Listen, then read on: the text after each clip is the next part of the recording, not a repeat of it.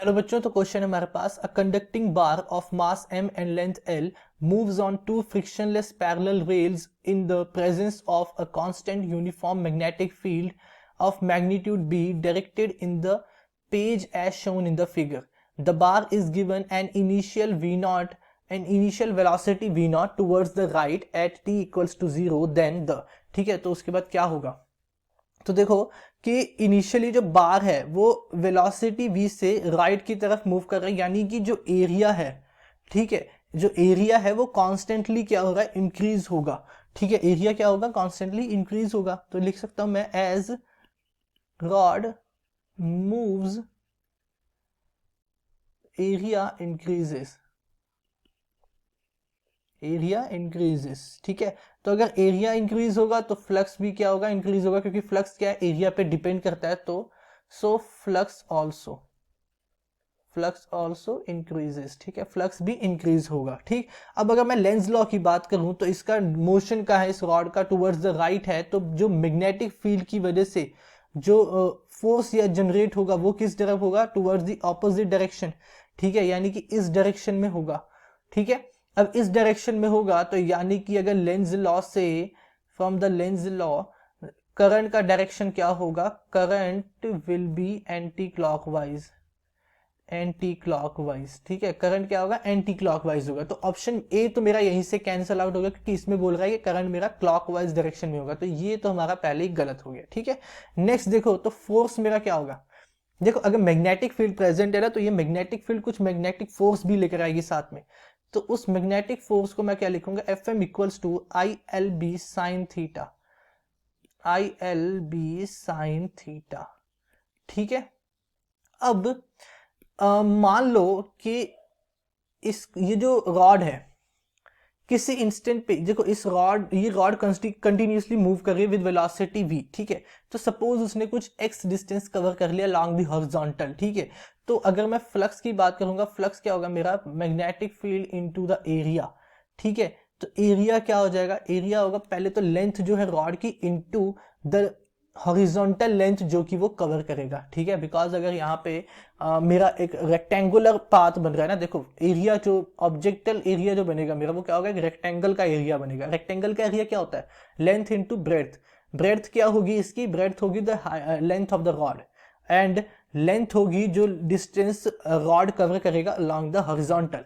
ठीक है, तो फाई मेरा क्या आ जाएगा, बी इंटू एरिया. एरिया क्या होगा, ए इंटू मान लो एक्स है, लेंथ x, कोई x डिस्टेंस उसने कवर कर ली, तो एरिया क्या हो जाएगा, x हो जाएगा. ठीक है, अब अब अगर मुझे मैग्नेटिक फील्ड निकालनी है, ठीक है, या ईएमएफ, देखो अगर मुझे ईएमएफ कैलकुलेट करना है तो ईएमएफ क्या हो जाएगा, d phi by d t. क्या हो जाएगा, d phi by d t. ठीक है, तो d phi by d t यानी कि ये हो जाएगा E equals to B L d x by d t. यही होगा ना, B L d x by d t, क्योंकि फाई की वैल्यू क्या है, बी एल वी. अब d x by d t क्या है, देखो तो D x by d t क्या होगा, वेलोसिटी, जिस वेलोसिटी से मूव कर रहा है, डिस्टेंस कितना इसने डिस्टेंस ट्रेवल किया था, एक्स डिस्टेंस ट्रेवल किया था इन टाइम टी. ठीक है, तो D x by d t क्या हो जाएगा, वेलोसिटी, तो ये हो जाएगा बी एल वी. ठीक है, क्या हो जाएगा, बी एल वी. और करंट में यहां से करंट भी लिख सकता हूं, करंट क्या होता है, ई बाई आर. ठीक है, करंट क्या होगा, ई बाई आर. ई कितना है, बी एल वी, और आर की वैल्यू इसने दी हुई है, रजिस्टर क्या है, आर वैल्यू का. ठीक है, तो ये वैल्यू यहाँ पे पुट करो तो ये हो जाएगा F M will be equal to B I L. ठीक है, अब बात करें अगर एक्सेलरेशन की, ठीक है, तो एक्सेलरेशन मेरा क्या होगा, acceleration will be F by M. ठीक है, एफ बाई एम, और एफ कितना है, B I L upon M. ठीक है, क्या हो जाएगा, B I L upon M. ठीक है, अब आई की अगर यहाँ वैल्यू पुट करो, ठीक है, आई की वैल्यू पुट करें तो ये हो जाएगा B into L into V upon M into R. ठीक है, तो ये आ जाएगा A equals to B square L square, sorry B square V square.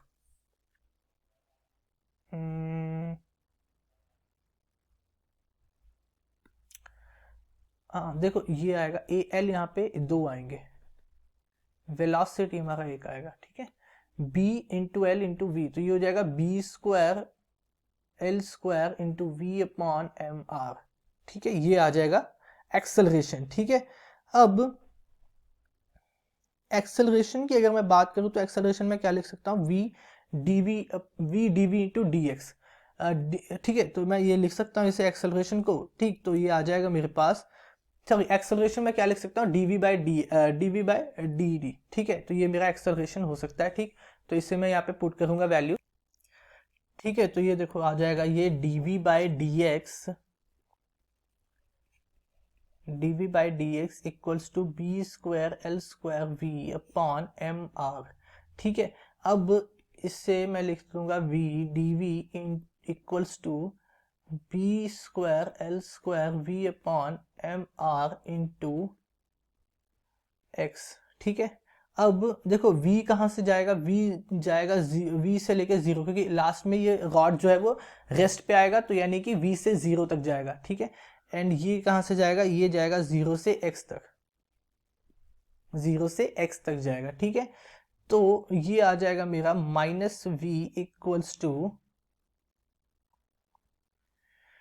रुको, देखो इससे मैं लिखूंगा v D V by D x,